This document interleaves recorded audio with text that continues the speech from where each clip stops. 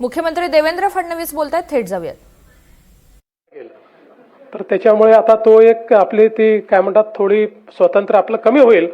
पण मला असं वाटतं की त्यातनं आपल्या कामाची एफिशियन्सी जी आहे एफिशियन्सी देखील निश्चितपणे वाढणार आहे. वेगवेगळ्या प्रकारचे जे काही असिस्टंट तयार झालेले आहेत, ए असिस्टंट आहेत, चॅट बॉक्सेस आहेत, याचा फायदा असा आहे की ओव्हरऑल आपल्याला सगळ्या मॅनेजमेंट करता आता कुठली गोष्ट शोधायची आवश्यकता नाही आहे. आपल्या सर्च इंजिनमध्ये गेलं की सगळ्या गोष्टी आपल्याला उपलब्ध आहेत. त्यामुळे त्यांनी आपली एफिशियन्सी खूप वाढणार आहे. मला असं वाटतं की खूप चांगल्या पद्धतीनं याचं जे डिझाईन झालेलं, मी NICचं देखील अतिशय मनापासून अभिनंदन करेन. कारण जसं मॅडमने सांगितलं की इट वॉज एव्हर इव्हॉल्विंग अशा प्रकारचा प्रोजेक्ट होता.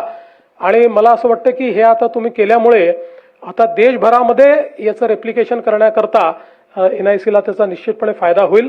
आणि या सगळ्या असिस्टंट्सच्या माध्यमातून खूप चांगल्या पद्धतीचं हे कार्य आपल्याला करता येईल. यामध्ये विशेषतः आपण बघितलं की काही गोष्टी ज्या तयार केलेल्या आहेत, म्हणजे मेंटॉर मेंटी याला केवळ आपण मेंटॉर मेंटीच्या रूपानं बघण्याचं कारण नाही, तर it is creating a new institutional memory. कारण कोणी केलेलं काम हे आपल्याकडे डॉक्युमेंट करून ठेवण्याची पद्धत नाही. म्हणजे समजा 2015ला आलेल्या दुष्काळात आपण काय काय केलं याचं डॉक्युमेंट नाही आहे. हा मेमरी याकरता आहे की अजून ते अधिकारी आपले कार्यरत आहेत, ते रिटायर झालेले नाहीत. पण ते रिटायर झाल्यानंतर मात्र आपल्याकडे कुठलीही सिस्टीम नाही आहे. त्यानंतर त्यांनाच फोन करून विचारावं लागेल की ते 15ला आला होता, तर मग तुम्ही सांगोल्याला काय केलं होतं, मग तिथे चारा डेपो कुठे बनवला होता, मग कुठल्या भागात ते झालं होतं, असं आपल्याला त्याचा ते त्यांना विचारल्याशिवाय आपल्याला ते समजणार नाही.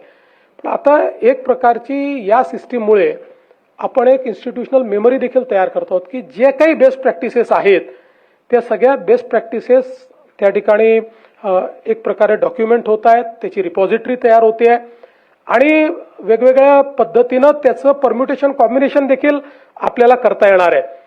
इतके अधिकारी इतकं चांगलं काम करत असतात, पण त्यांनी केलेलं जे काम आहे ते त्या काळापुरतं आपण लक्षात ठेवतो.